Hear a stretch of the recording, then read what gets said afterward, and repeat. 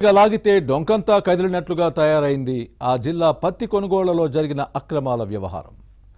దొంగలు ఊళ్లు పంచుకున్నట్లు అధికారులు నేతలు చేతులు కలిపి కాటన్ స్కామ్లో చక్రం తిప్పారన్న ఆరోపణలున్నాయి. రైతుల పేరుతో జారీ అయిన టెంపరరీ పర్మిట్లను జిన్నింగ్ మిల్లుల యజమానులు, వ్యాపారులు, దళారులు సొంతం చేసుకుని కోట్లలో కొల్లగొట్టారని అంటున్నారు. తక్కువ రేటుకు కొనుగోలు చేసిన కాటన్ను సీసీఐకి ఎక్కువ రేటుకు అమ్మి సొమ్ము చేసుకున్నారని విజిలెన్స్ విచారణలో తేలింది. ఇంతకీ ఏ జిల్లాలో కాటన్ స్కామ్ జరిగింది? అక్రమార్కుల్ని కాపాడేందుకు రాజకీయ నాయకులు రంగంలోకి దిగి చక్రం తిప్పుతున్నారా?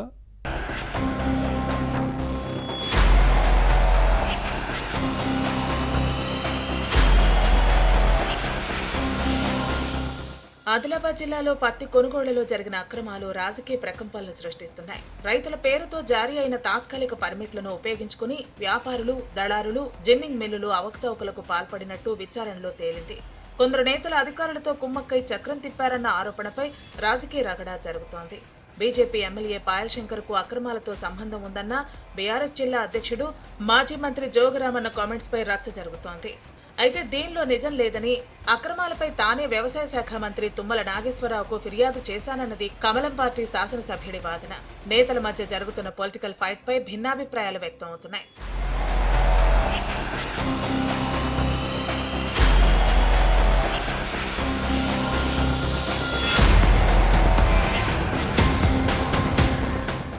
నిజానికి ఈ ఏడాది అంచనాలకు మించి cotton corporation of India CCI పత్తి కొనుగోలు చేసినప్పుడే అక్రమాలపై అనుమానాలు బలపడ్డాయి.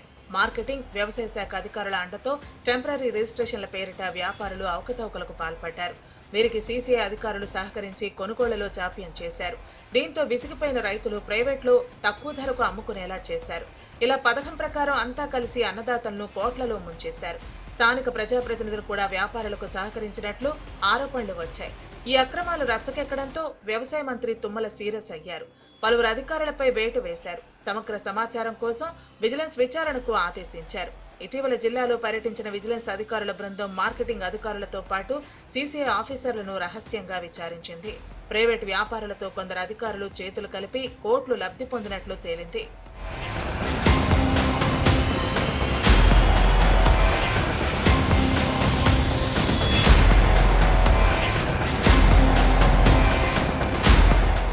సీజన్ ప్రారంభంలోనే వ్యాపారులు, కొందరు నాయకులు హైదరాబాద్ లో రహస్యంగా సమావేశమై అక్రమాలకు ప్రణాళిక వేశారని అంటారు.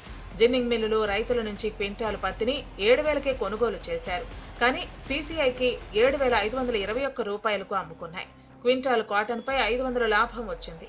కౌలు, పోడు రైతులు, పట్టాదారు పాస్ పుస్తకాలు లేనివారు పత్తి అమ్ముకునేందుకు వ్యవసాయ శాఖ పర్మిట్లు జారీ చేసింది.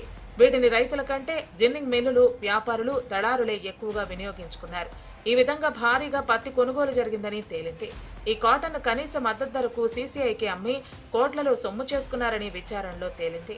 ఈ విషయంలో ఎవరి వాటాలు వారికి ముట్టాయన్న ఆరోపణలు ఉన్నాయి.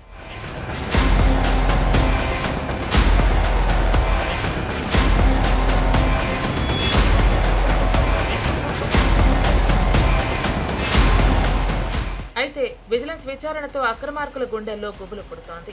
ఇందుకు బాధ్యులైన వారు తమపై చర్యలు లేకుండా లాబింగ్ చేసుకుంటున్నారు.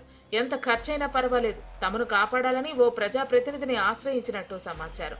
ఈ క్రమంలో ఇలాంటి పైరవీల్లో ఆరుతేరిన సదరు నేతతో డీల్ కుదుర్చుకున్నట్టు రాజకీయ వర్గాల్లో గుసగుసలు వినిపిస్తున్నాయి. ఆందోళన చెందాల్సిన అవసరం లేదని సీఎం రేవంత్ రెడ్డితో మాట్లాడి సెటిల్ చేస్తానని అక్రమార్కులకు అభయం ఇచ్చినట్లు ప్రచారం జరుగుతోంది. ప్రతి ఏటా పత్తి సీజన్ కొందరు నేతలకు తెల్ల బంగారంగా భావించే పత్తి బంగారు గుడ్లు పెట్టే బాతుగా మారుతోంది. వ్యాపారులు, అధికారులు, నేతల అండతో రైతులను ముంచేస్తున్నారు. ఇది ఎప్పటి నుంచో కొనసాగుతోంది. ప్రభుత్వం సీరియస్ గా దృష్టి పెడితే అక్రమాలకు కళ్లెం పడే అవకాశం ఉంది. కాంగ్రెస్ సర్కారు ఈ సమస్యలకు ఎలా చెక్ పెడుతుందో చూడాలి.